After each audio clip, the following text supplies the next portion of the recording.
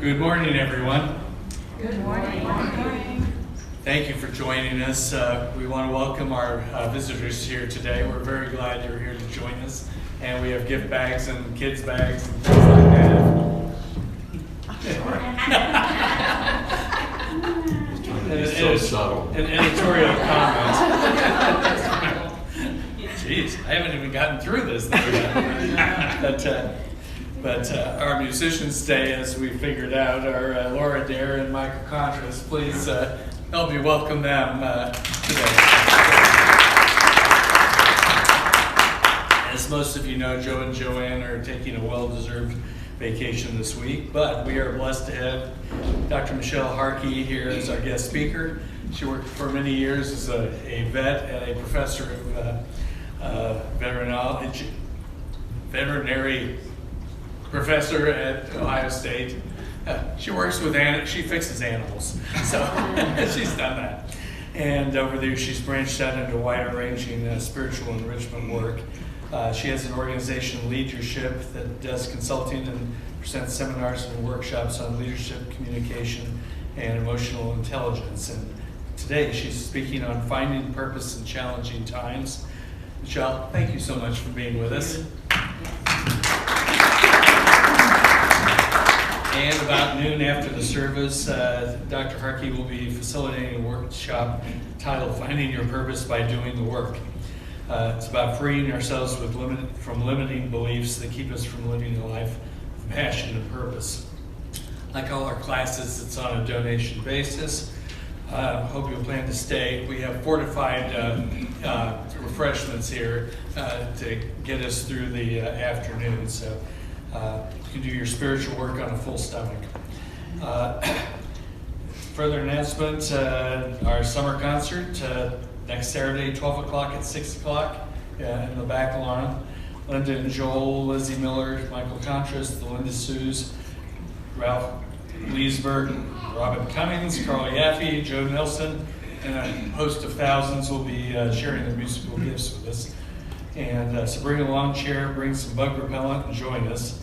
And if you can bring a snack to share, please do so. There's a sign-up sheet on the back of the table. Back table. Finally, many thanks for everyone who supports our ministry with your generous tithes and gifts, whether by PayPal, through our Unity Delaware Ohio org website, or here in the offering baskets. We're grateful for your support. And as always, we want to start with prayer. We're very inclusive of our prayers at Unity, always holding the highest in mind and heart for ourselves, each other, our communities, and the world. If you're listening in online, please remember you can send in a prayer request anytime through our website, unitydelawareohio.org. Just use the prayer request tab at the top of the page. Now Laura will lead us into prayer with a song.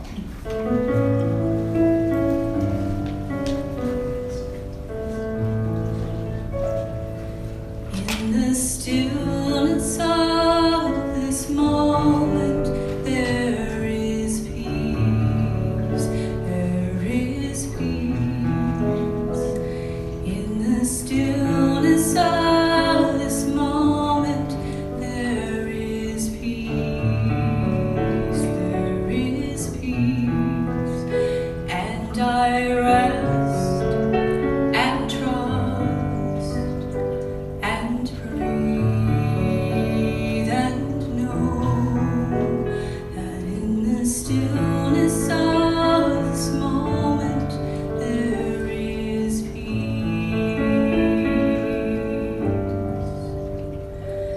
In the stillness of this moment there is love. There is love. In the stillness of this moment, there is love. There is love.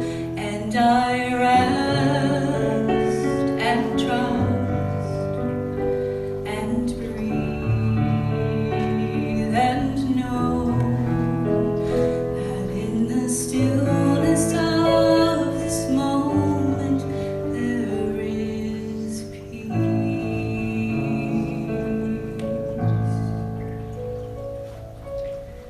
is comfortable for you to do so, please close your eyes. Sit comfortably with your feet on the floor. Relax your body, bringing awareness inward. Take a deep breath in and breathe out. In this prayer meditation, we will be cultivating loving kindness, first to ourselves and then to others. It is a wish that everyone be happy. Now allow yourself to remember your basic goodness. You might remember times when you have been kind or generous. You might recall your natural desire to be happy. Look at yourself through the eyes of someone who loves you. What does that person love about you? You may recall the unconditional love you felt from a beloved pet. And as you experience this love, notice how you feel in your body. Maybe you feel the warmth, or you smile and have a feeling of expansiveness. This is loving kindness, a natural feeling that is accessible to all of us, always in the present moment. Rest with this feeling of open, unconditional love. Let yourself bask in the energy of loving kindness, breathing in and breathing out, inviting thoughts and feelings of peace, love, and acceptance. And now begin by extending words of loving kindness to yourself. May I be filled with loving kindness. May I be held in loving kindness. May I feel connected and calm. May I accept myself just as I am. May I be happy. May I know the natural joy of being alive. Now open the circle of loving kindness by bringing to your mind's eye someone who is special to you, someone whom you care about and who has always been supportive. Reflect on this person's basic goodness, sensing what you love about him or her. In your heart, feel your appreciation for this special person and begin your simple offering. May you be filled with loving kindness. May you be held in loving kindness.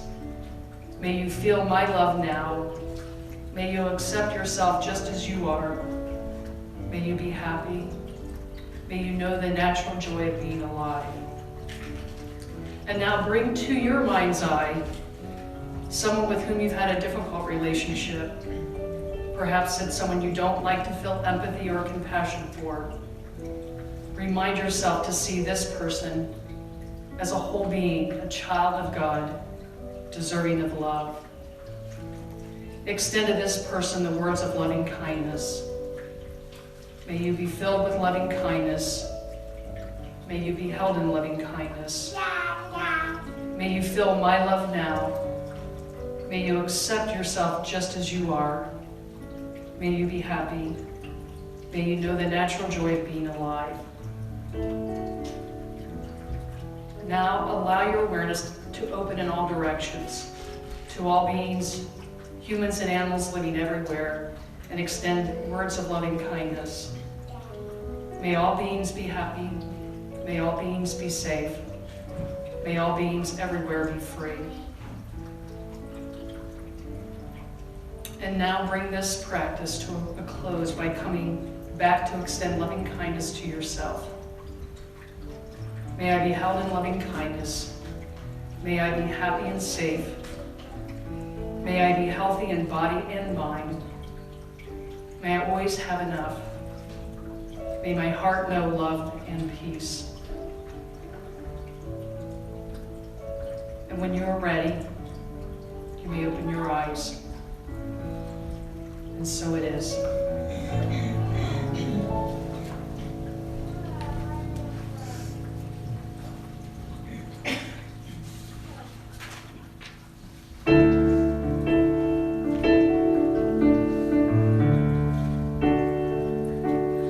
When I was a girl each week, on Sunday we would go to church and pay attention to the priest. He would read the Holy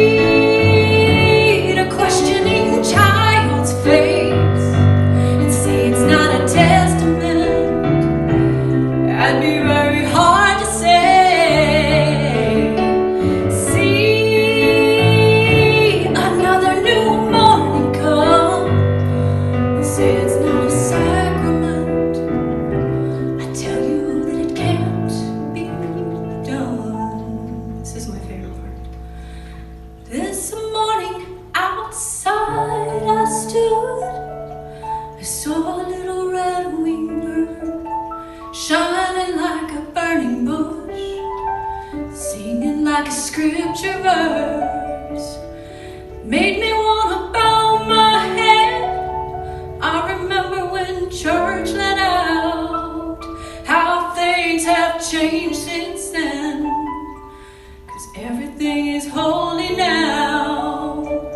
It used to be a world half there, heaven second rate, hand me down.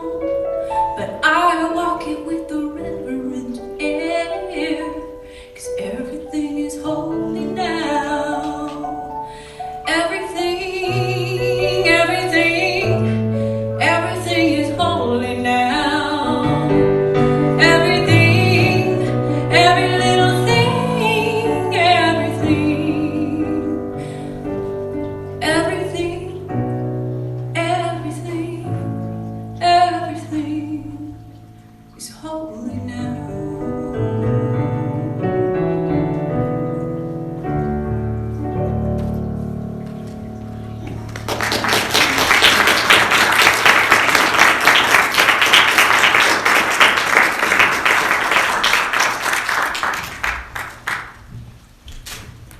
Wow, thank you for the beautiful music. Yes, everything is holy and a miracle. Thank you. So the title of today's message is Finding Purpose in Challenging Times. And I want to be like Reverend Joanne, who always begins the service with a little bit of humor. And this humor actually comes from a trusted research source called Facebook. And I know it's evidence-based because it was posted by the Dean of the College of Veterinary Medicine. And it's a photo, and let me just tell you the story behind the photo. It was a sad day on earth. Actually, a dog and a cat died the same day. And as they ascended to heaven, they looked, and in front of them is God at the throne, a beautiful chair, God sitting in a chair, a flowing robe, beautiful hair, a beard, and God looked at the dog first and said, "Were you a good dog?" And the dog said, it was a lab. Of course it was a good dog. But the dog said, "Oh yes, I loved everybody, just like you do, God. I was very loyal. I ate everything that my family gave me, and I ate more than that too. And, oh yes, I was a great dog." And God said to the dog, "Please come into heaven." And then he looked at the cat, and he said to the cat, "Were you a good cat?" And the cat looked up at God and said, "You're in my chair." And so now you know why cats have 9 lives. There you go. The story of the 9 lives. So what are we called to do on this earthly journey that we have here? How can we find purpose in challenging times? Are we alone during our disappointment, our grief, our sadness? Could this be part of some divine plan? What if we go through the tough times so that we can help others? And what if the tough times help us to get to our higher self? So in today's message, we'll take a look at the past challenges that we've had, how they may have inspired us to a fulfilling career, perhaps to help others in need, or maybe just to live a life of service. How can we, all of us, find purpose in our challenges? When Reverend Joanne asked me to speak, I actually looked at the calendar and picked this weekend. How come? Because it's Palatania weekend here in Columbus. You can't escape it. The arrows everywhere, bikes everywhere, riders, riders, riders. And I have ridden for 15 years. It's the 15th year. In fact, I'm one of 248 riders that has ridden every year. And Palatania, like many things, start with an idea, a challenge to find a cure for cancer, a bicycle ride, a weekend, an experience to make a difference, to make an impact. One goal, to find a cure for cancer. Cancer is a disease that really impacts all of us, and I'll talk more about that through the message. To date, Palatania has raised more than $258 million to find a cure for cancer. So for those of you online, I'm not sure if you can see this, watching live, but for those of you, what am I holding in my hand? An acorn. And an acorn comes from what tree? An acorn tree, very good. So, thank you very much. Yes, it comes from an oak tree. And so what if everything that the acorn needs to become an oak tree is contained within its shell? And what if when you were born, everything you need is contained inside you at birth? Now, much like the acorn needs, in order to become an oak tree, it needs soil, water, sun, temperature, and environment in which to grow. And much like us, we also need the same. The soil could be our parents, our family of origin, the roots that we lay down, the perfect parents. For me, my parents, I developed a strong faith from my parents. They were members, and I grew up in the Methodist Church. And my dad, Howard, especially, a very spiritual man, contributed to my early foundations, my early spiritual teachers. They always told me they were the perfect parents. Now I know that they were. So that's my soil, my root system. As I look to the water, like the acorn, the water that nourishes my soul, the reason, my purpose for being here, I can remember in high school walking into a bookstore in Portsmouth, Ohio, and finding a book called Your Erroneous Zones. The Your Erroneous Zones, written by Wayne Dyer, a friend of Unity Churches. And I read that book, and what impacted me early on was this statement. Each experience in your life was necessary to have gotten you to the next place and the next, up until this very moment. Everything I needed was exactly what I needed in order to be here today with you. And then as we look to the environment of the acorn needed to become an oak tree, the environment that we need in order to become who we are called to be in this earthly journey. Our friends, our support network, colleagues, people that we work with, our church family, clubs, organizations, all necessary to become who we are today. Are there any coincidences in the world? I've heard people call it many things, God incidents, a God wink. Carl Jung called it synchronicity many, many years ago. And Albert Einstein called a coincidence God's way of remaining anonymous. What if it's all necessary for me to become who I am called to be on this earthly journey? I've had the opportunity several times to take a journal writing workshop based on the work of Ira Progoff, who authored the book, A Journal Workshop. And it was led by a Catholic nun by the name of Annette Kovada, a very deeply spiritual woman. And part of the journal writing workshop is that we wrote down our stepping stones. Stepping stones are defined as a significant emotional event. Stepping stones are these significant points of movement in our lifetime that may cause us to go one way or the other. And I would suggest that they actually help us understand the divine order in our lives. Of course, my first stepping stone was that I was born. The second one that I always write is, my birth first, and the second one I talk about is my dog Bimbo. And Bimbo was a basset hound who, when she was 13 and I was 13, developed thyroid cancer. And my parents loved animals, and we drove Bimbo to Ohio State for radiation treatments of her thyroid way back in 1972. And Bimbo died on March 15, 1972, and I made a promise to her that I would find a cure for cancer and become a veterinarian. I did become a veterinarian. I'm still searching for a cure for cancer. My grandfather died 2 weeks later. He was a veterinarian that graduated in 1922 from the College of Veterinary Medicine. And I promised him that I would continue his legacy.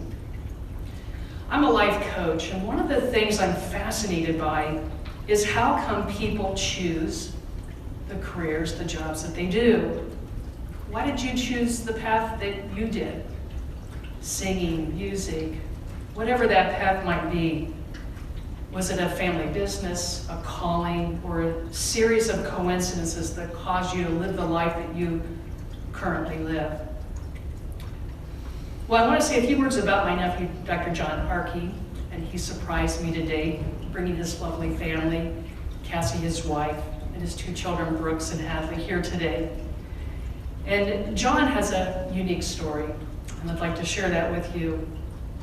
While he was in PA school, which is Physician's Assistant School in Marietta, his mom, my beloved sister-in-law, Peggy, was diagnosed with pancreatic cancer. She was able to see John graduate and then passed away several weeks before he began his job as a physician's assistant in the cancer center in Portsmouth, Ohio. And during his mom's cancer journey, he was able to witness the incredible relationship that she had with her oncologist, Dr. McKell, who provided her with outstanding care, who provided our family with the care and support that we needed during this difficult time. His mom's cancer inspired him to go back to medical school, complete a residency in internal medicine, and he's currently in a fellowship, an oncology fellowship in Dayton, Ohio. His significant stepping stone was the loss of his mother, guiding him to become the amazing oncologist that he will become one day. Again, honoring the legacy of his mom, finding purpose in challenging times. There's an organization called MAD, Mothers Against Drunk Driving. And in 1980, 13-year-old Kareem Leitner was killed by a drunk driver in California. Her mother, Candace, organized Mothers Against Drunk Driving and subsequently served as its founding president.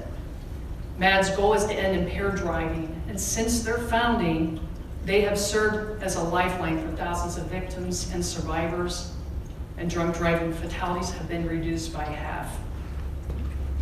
Finding purpose in challenging times. In 1984, when I was in veterinary school, a veterinary classmate of mine's brother was killed in a drunk driving accident.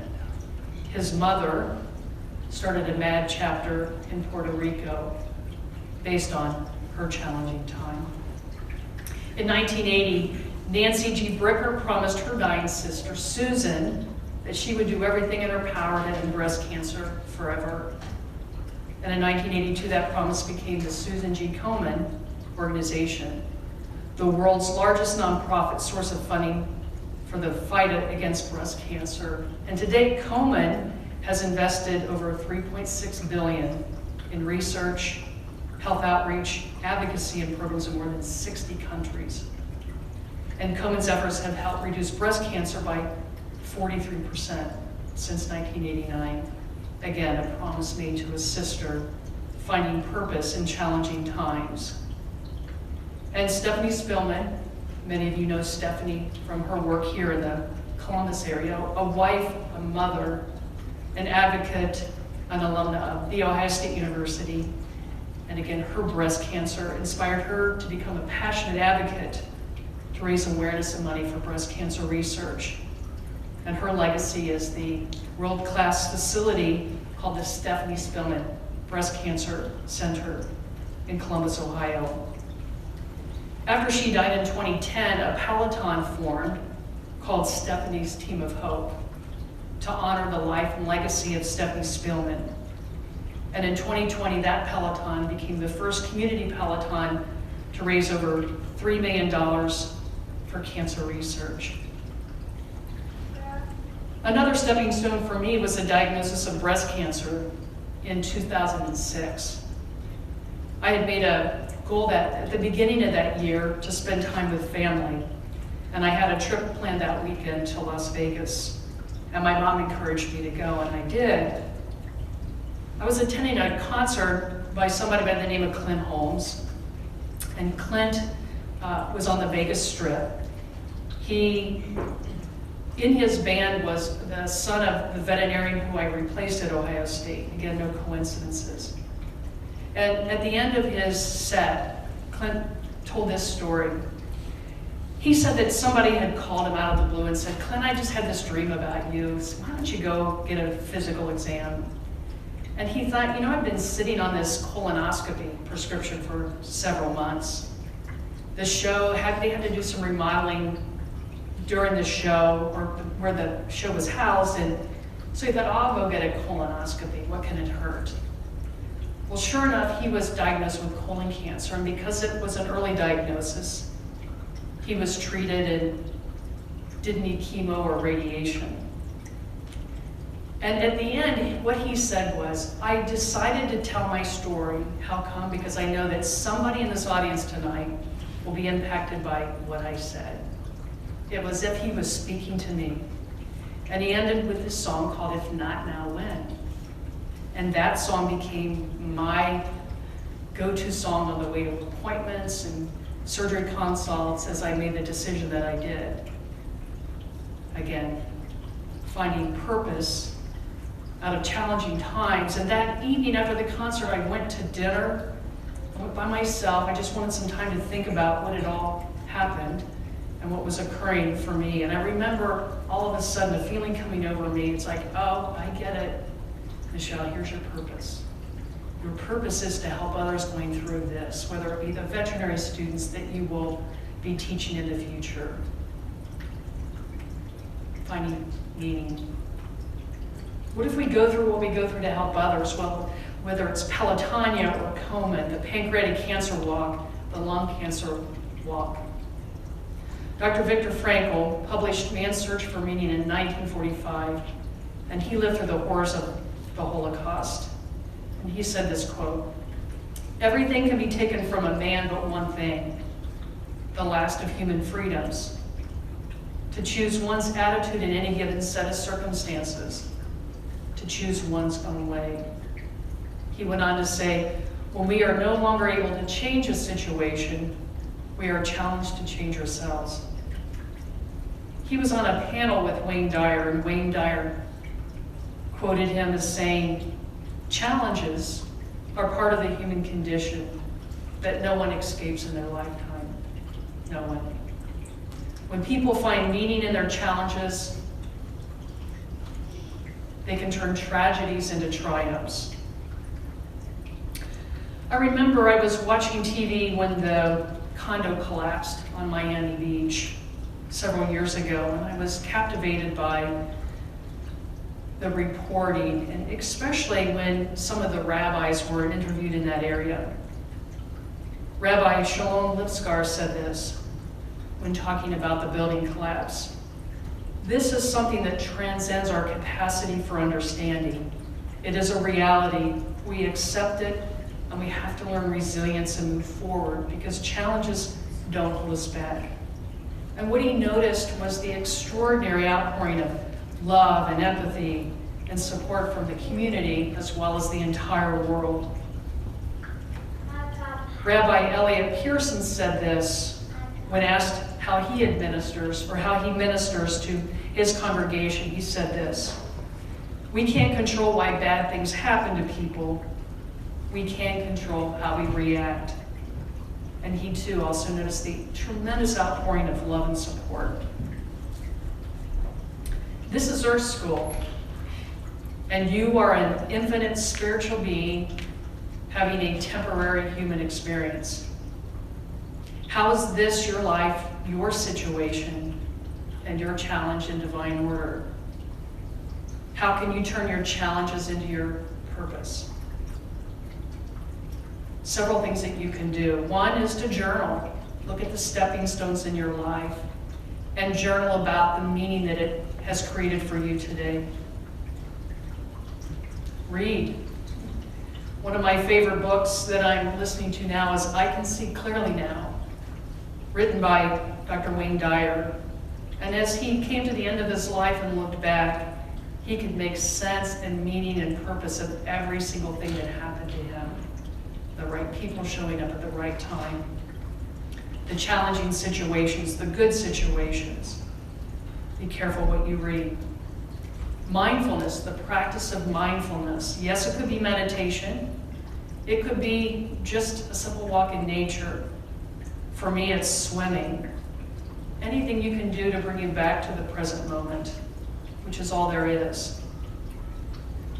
And therapy. Going through challenging times is not always easy, and sometimes the best thing we can do for ourselves is to find somebody in the mental health services, a therapist, a psychologist, a psychiatrist, talking to someone. It could be our faith leader, Reverend Joanne. I think she gives the best prayers of anyone I know, and she has certainly supported me through some of my challenging times. The work of Byron Katie, I'll be doing a workshop this afternoon on the work of Byron Katie, helping me reframe any challenges I have from the past that are still causing me stress or discomfort. And then prayer. Praying to our loving God, and also reading the daily word. What a great way to start your day, to start your morning. So the title of today's message is Finding Purpose in Challenging Times. How are your past challenges in divine order?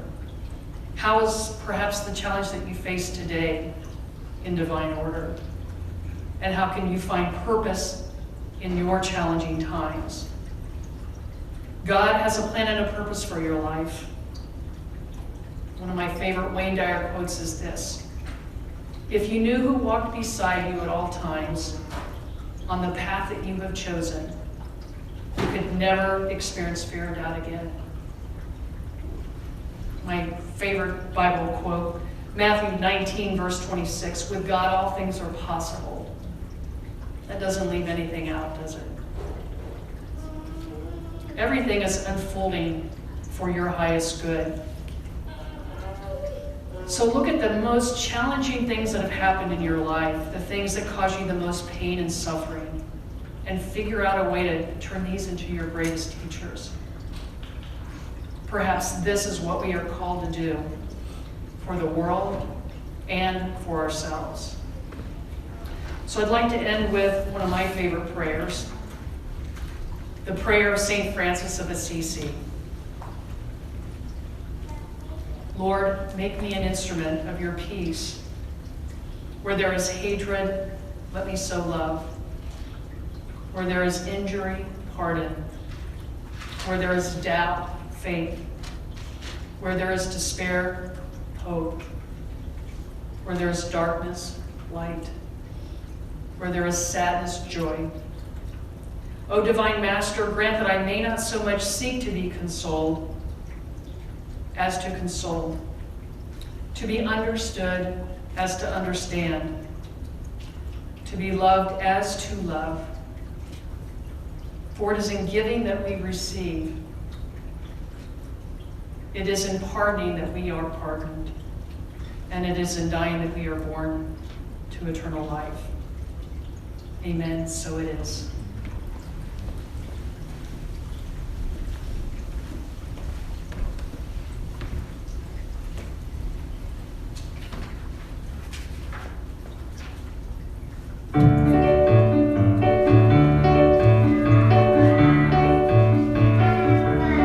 I can see clearly now the rain is gone. I can see all obstacles